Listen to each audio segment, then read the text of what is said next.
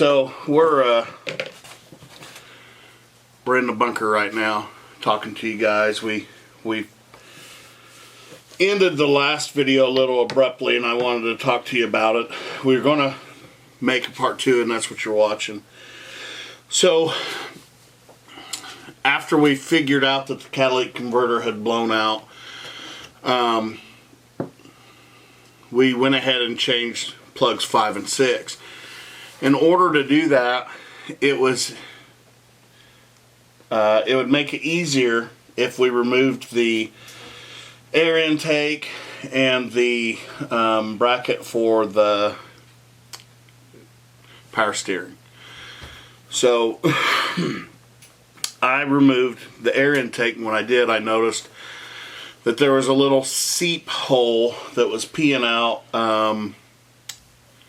coolant. So I started looking at it, and there was a metal line that went into a rubber line that was rusted. So we decided that we would go ahead and change the plugs, and we changed one coil pack that night, and we would come back at 7:30 in the morning, because that's when the parts store opened. We didn't want the Navigator sitting there in their parking lot and get towed.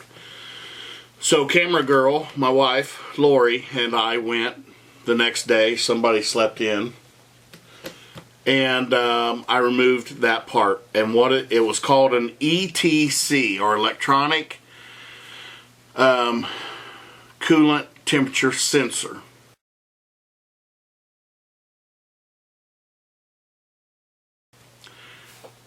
The sensor screwed into the top of a housing that was hollow with that metal tube that came off the side, and I found out it was called that housing was called the coolant bypass housing. So we took it off, and it broke off as soon as I started messing with the rubber hose. Took it inside, and nobody had that part, including our local Ford dealer. The problem with it was Ford discontinued it. It was only used, that style was only used for 2 years, I'm told, which was 98 and 99. The 97s were different, and they pretty much eliminated it after 2000. The sensor screwed directly into the intake. So we started calling junkyards, and the only place that we found it was a Ford dealership that was like 90 miles away, and it was $100 and some for that little part. So we called 3 different junkyards. So just a little update. We're hoping this is true. A local junkyard says they have one still on an engine block that I can come and pull.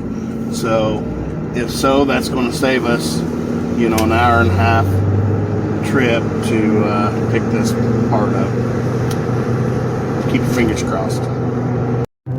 Struck out at junkyard number 1, headed to junkyard number 2, who also claims that they have them. However, the guy wasn't very helpful and really didn't want to listen. So we'll see.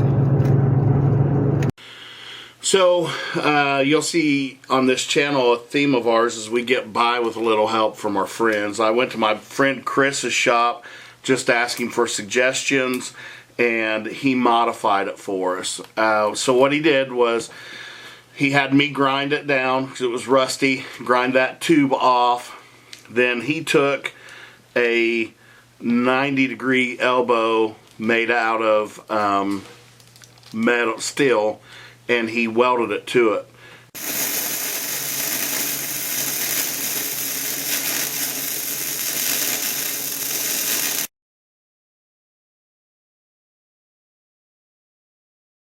And it looked horrible. It was redneck to big time, but it would have worked. So on the way back, we pick up Junior here, and we go back up to put it in. Start screwing in. The world's good, the birds are chirping, everything is awesome. And the modified part starts hitting a section of the upper intake, and it wouldn't screw in. But all we had to do was get a little adapter that would raise it up, you know, a ½ inch or so, and it cleared.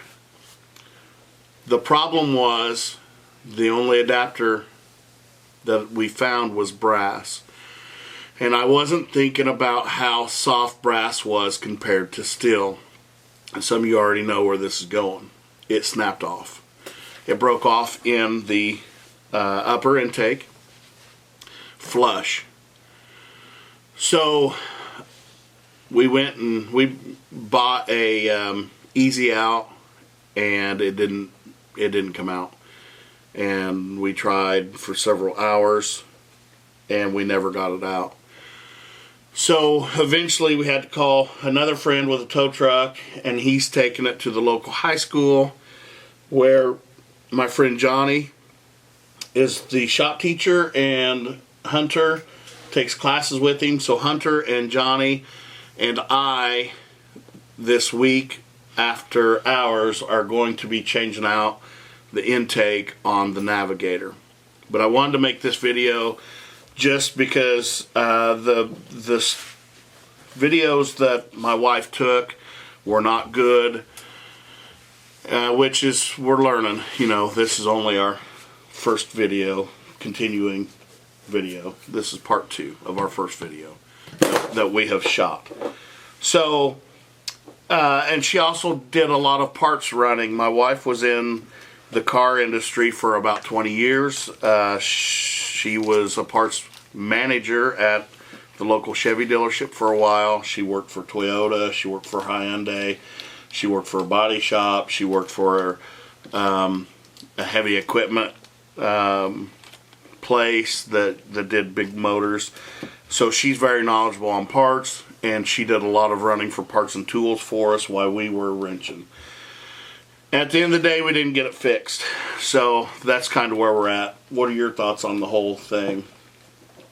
That if we did just drive that 90 miles, it would have been so much easier on us and we would have had it done. 100%. Had we just taken the time to drive the 90 miles one way, got the part, paid $100 and some for the part, we would have been time ahead, we would have been money ahead. But it would have worked. I just made the fatal error of trying to over tighten a brass fitting.